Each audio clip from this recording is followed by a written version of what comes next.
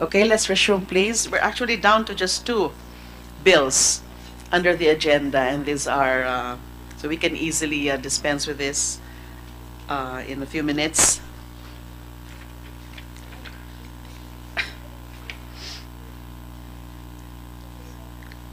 So this is the SBN 1013 of Senator Joel Villanueva, an act strengthening the procedure for registration of voters during barangay elections, amending for the purpose Republic Act 8189, also known as the Voters Registration Act of 1996. So basically, well, based on his, on the explanatory note, and he would want this to be dubbed as the Barangay Anti-Hakot Bill.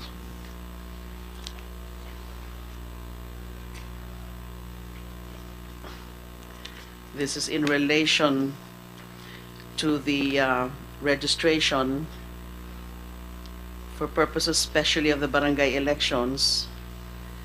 He wants it to make it clear that the requirement of the 1 year and the 6 months requirement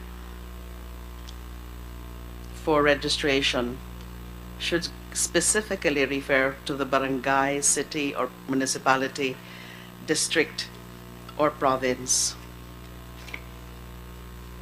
and not just currently it's just the place where they propose to vote, city, municipality.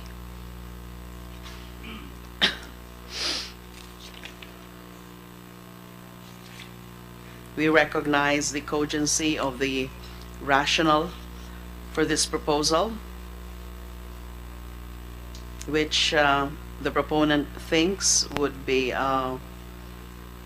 one way of deterring vote buying during the barangay elections.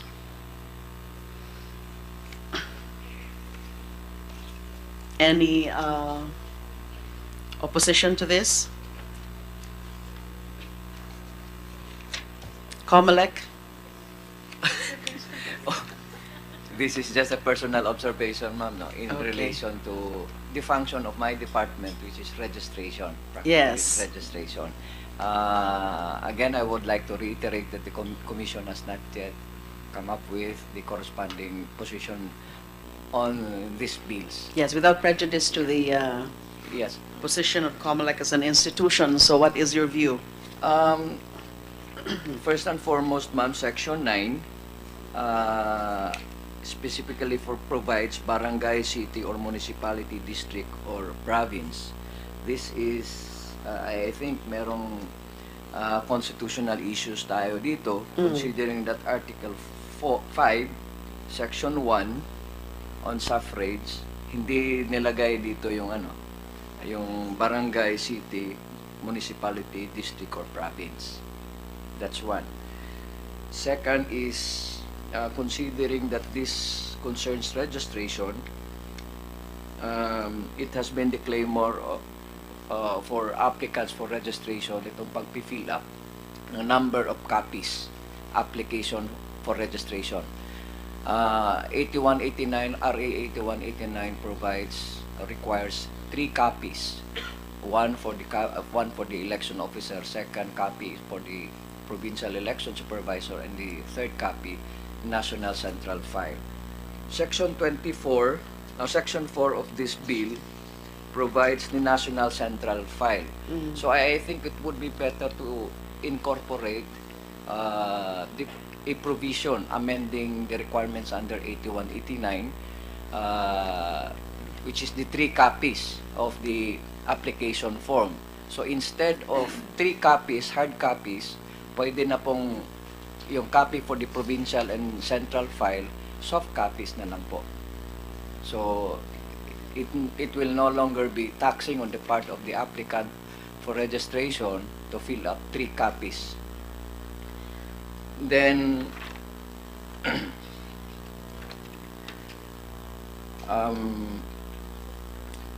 dito sa um, change of residence within 180 days. 180 days. I think change of residence, medyo may issue tayo dito, ma'am. We cannot prevent people from changing their residence anytime. I think this refers to the change of registration records. Yes. Registration records. And for the record, Republic Act 8189 provides that there will be no transfer of registration records or application for registration or registration for that matter within a period of 120 days. Further, yung registration natin, kasama na yung registration period natin, kasama na rin yung application for transfer of residence. Any other point?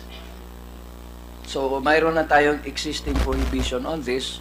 Although, sa nakita ko dito sa batas na ito, maganda ito because this will discourage people from enticing applicants or voters to transfer the registration records, especially during barangay elections.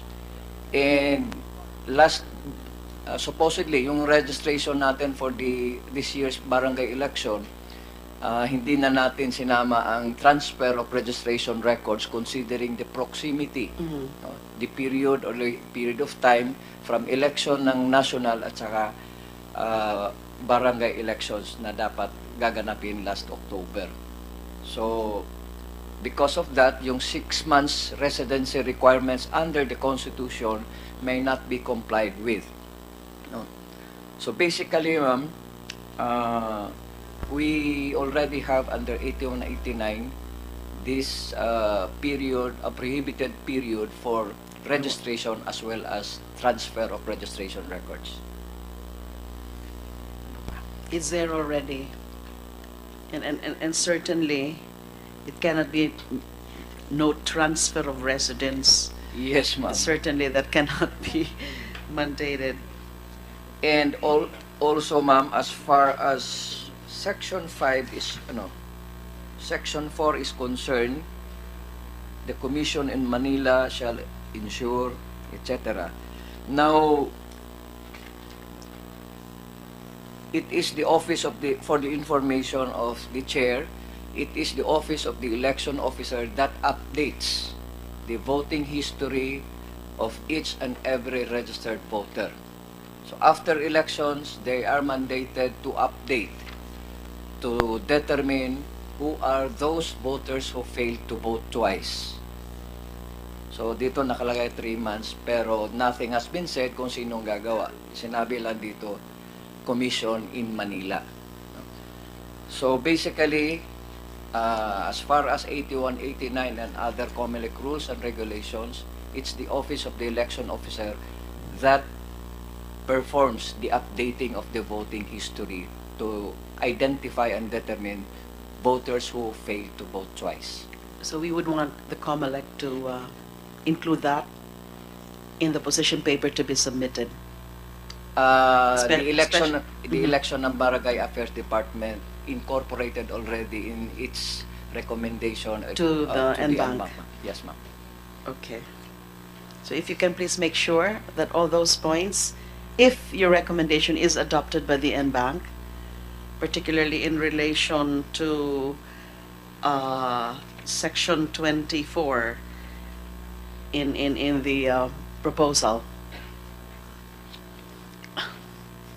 please include that if your recommendation is adopted by the NBank. So going back to the main point of this bill, to already specify in the relevant provision, Section 9 of 8189, barangay, city or municipality, district or province, instead of just this general description of a place. Do you have a problem to that? With that? Pursuant to the Constitution, ma'am, it's very clear na 6 months in the place where he intends to vote. Ganon lang naman nilagay. But is there a problem if a law would specify exactly the place? And I think the reason why it's as general as that, the usage of the word place, is to provide ample flexibility if and when it is necessary to so specify. And nakita nga ni Senator Villanueva yung problema with respect to barangay elections, especially that barangay elections are held separately from the synchronized the general elections. Assuming that doesn't fall or that doesn't raise any constitutional problem, do you have any other basis to? I would prefer, ma'am, that instead of putting city, municipality, or district, barangay would be enough. In the barangay where he resides. Okay na yan, ma'am. Agree? Kasi pag nasa barangay ka, Nasa barangay ka talaga. Oo. Mas You cannot specific go yun. down any further, Yes. like sa sitio o sa Purok. Yes. Sitio, Purok, street. That would be too much. So that's a good point, actually. Can we consider? Okay, so we will further discuss that at the TWG level. Any other comment on any of this, on any of the aspects of SB number 1013? If none, then let's proceed to the last.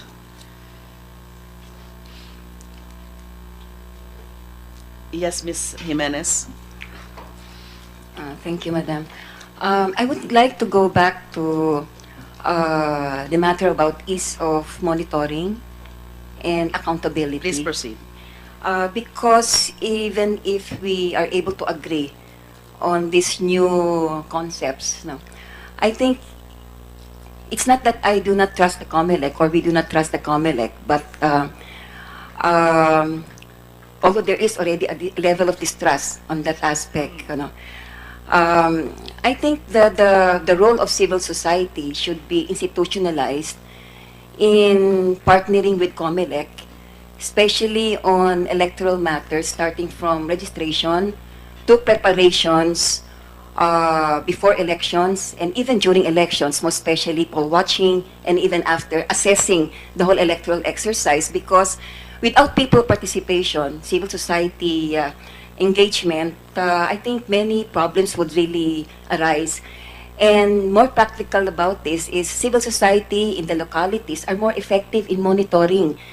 COMELEC officials come and go, but civil society and people who are have been residents in the locality can easily monitor. And I think the matter about participation and institutionalizing this participation of civil society, not necessarily accredited civil society groups, should be more encouraged and seriously considered by COMELEC.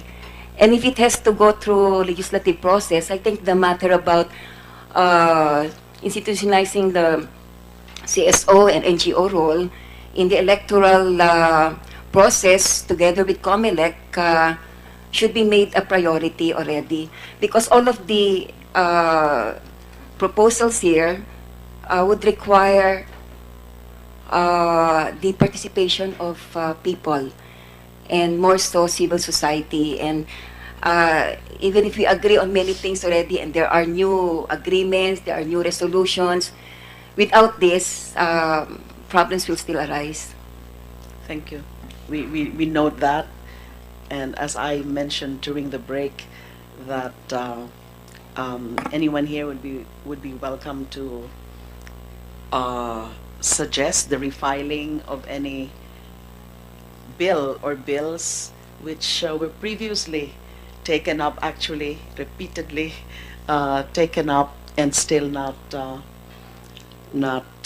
acted upon at the Senate level. I know that some of you have been engaging with Congress on many important points for electoral reform, and especially when we tackle the bills relating to the automated electoral system. They are not yet part of today's agenda. That would be set for another date and time. We would certainly welcome your inputs vis-a-vis your assessment again of the last elections, the 2016 elections. Okay, thank you.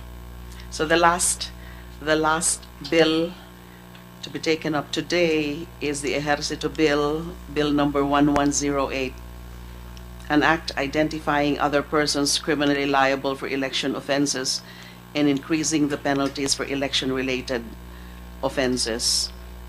So amending the relevant provisions of the Omnibus Election Code. So basically, the bill seeks to specifically include as among the persons criminally liable for election offense or offenses members of the Board of Election Inspectors, members of the Board of Canvassers, and or officials of the Commission on Elections who aid, assist, or participate directly or indirectly to the commission of the electoral offenses. Of course, we know that in Section 263 itself, or in the Omnibus Election Code itself, 264, and in the enumeration of the various electoral or election offenses, there are provisions there specifically pertaining already to BEIs, to BOCs. Diba? Ito parang mas catch-all. So it entails actually a review of the specific offenses already enumerated in the Omnibus Election Code and other special laws which also provide for other types of election offenses na pwede na isama yung members of the BEI, the BOC, and officials of the Commission on Elections. That's how I see this. Dahil nga meron ng mga particular portions on BEIs and BOCs. But on the other election offenses, which of these provisions, which of these election offenses would possibly involve the culpability of BEIs, BOCs, and Commission and COMELEC officials. But the idea itself, I think, is acceptable, that if and when these election officials are found to be complicit in the commission of any election offense as may be applicable to them, they should be held also liable. And the other aspect of the proposal of the bill is to increase the penalties for election-related offenses. As a matter of principle, I think I would be expecting no opposition to this increase of penalties for election offenses. Yes, Mr. Lagman. The law says that the minimum penalty is 6 years imprisonment for the violation of election laws. I just want to ask the COMELEC, since we know that violations have been committed from time immemorial, I'd like to just ask COMELEC, how many have been put behind bars Good since question. the law? Because it may not be the increase in the penalty, but rather enforcement of the existing law. The most number of cases, sir, that are filed involves violation of carrying of firearms and other deadly weapons. These are usually filed before the prosecutor's office for investigation. So I think we have also, we have a number of convictions, but I do not have the exact figure at this time, sir. Can you submit to us the data? Yes, And ma'am. aside from violations of the gun ban, the COMELEC gun ban, what are the other Yes, ma'am, I will. election offense cases which have actually prospered? I think there are quite a few. Yes, ma'am. But usually, So again, we go back to the you but know, the usually enforcement. Yes, ma'am. But usually, those that were convicted were usually meted the penalty of straight penalty of 1 year, ma'am. That's the usual And, no, penalty the imposed by current the law is not less than 1 courts. year, but not more than 6 years only. That's why this bill seeks to increase it to 6 years and 1 day, but not more than 12 years. Yes. We fully support the increase in penalties because it has an enforcement aspect. Because when the under this bill, when it increased the penalty, no, the prospective witnesses can now apply under the witness protection program. Kasi under the witness protection program, the witnesses can only apply when the penalty is a grave felony, which is a penalty of 6 years and 1 day at least, no. So under the existing penalty system of the Omnibus Election Code, any prospective witness cannot apply under the WPP. So we fully support this bill because now witnesses can apply under the WPP. That is correct. So it can entice further prosecution.